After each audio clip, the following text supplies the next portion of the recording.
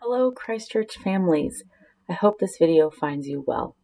This week, for our Children's Church Story Share, we have the Nicholas family reading for us. And they are reading one of Cora's favorite books, Yoko, by Rosemary Wells. I hope you enjoy. Hi, we're the Nicholas family. I'm Sharon, this is Simon, and this is Cora. And today we're going to read Yoko, one of our favorite books. By Rosemary Wells. Yoko. Listen. Sushi. Sushi. Okay. Okay.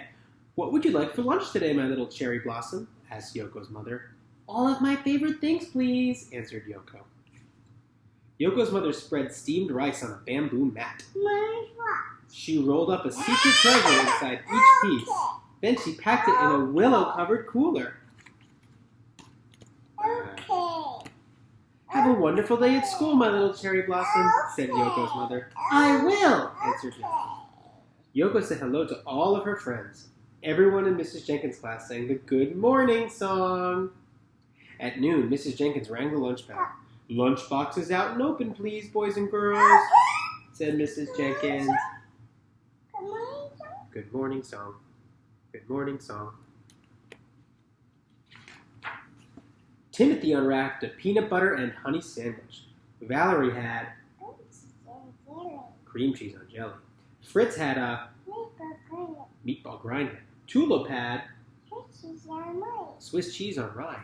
Hazel had egg salad on pumpernickel. Doris had squeeze cheese on white. And the Franks had Franks and beans. Okay. Yoko opened the willow-covered cooler. Inside was her favorite sushi. Tucked in the rice rolls were the crispiest cucumber, the pinkest shrimp, the greenest seaweed, and the tastiest tuna. What's in your lunch? Asked one of the Franks. Ick, it's green. It's seaweed.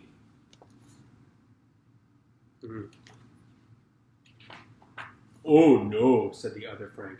Don't tell me that's raw fish. Watch out, it's moving, said Doris.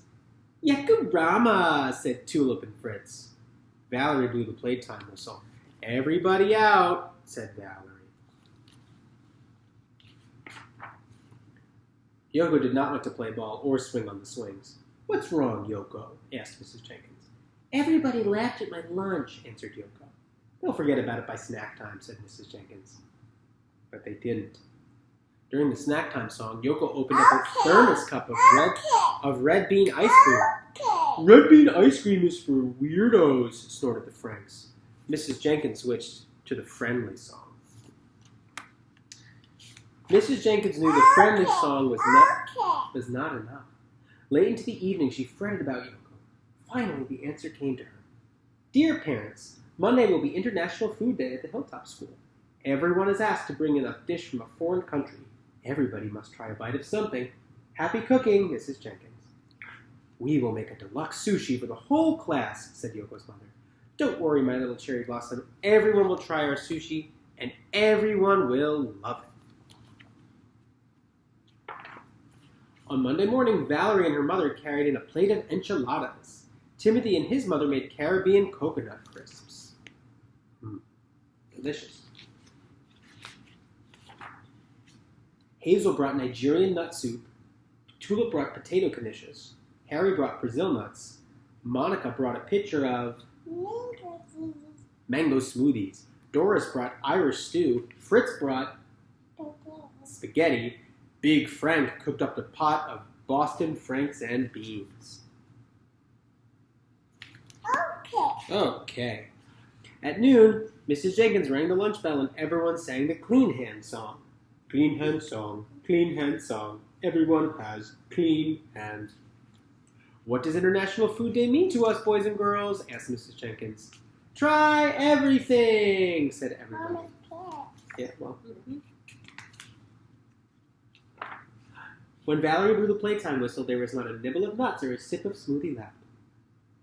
But no one had touched even one piece of Yoko's sushi. Yoko sat under the learning tree. Suddenly she heard the clickety-clack of chopsticks.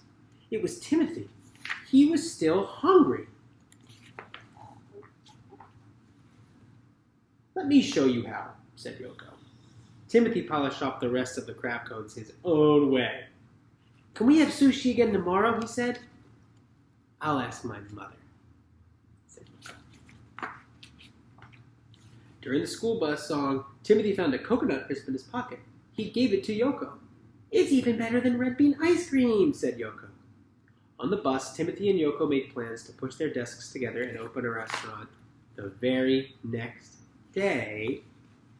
And they did. They ordered tomato sandwiches and dragon rolls. For dessert, they had brownies with green tea ice cream. And they couldn't have asked for anything more. And there's a menu. What's on the menu? Dragon rolls, tomato sandwiches, green tea ice cream, brownies, and a beverage of choice. The end. Let me clap our hands for Yoko. Yay! Oh, we're sad when books are over sometimes. But there's always another book we can read, like The Very Lonely Firefly. Or we may even read Yoko again. But for now, we're going to say goodbye. Have fun. Thank you, Nicholas family, for that wonderful reading. Cora almost has that book memorized.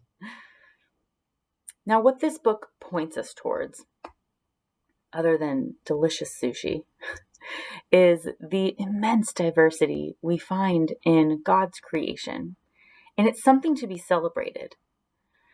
When I was little, I grew up with a birthmark on my face that I still have. You can see a little bit. And that made me different from the other kids. They would ask me, "What's on your face? What is that?" And it made me self-conscious. I wanted to fit in. I wanted to be like the kids around me.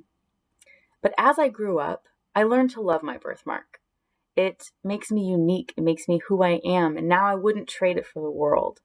And that's what we see here with Yoko. She's self-conscious of something that makes her different from the rest.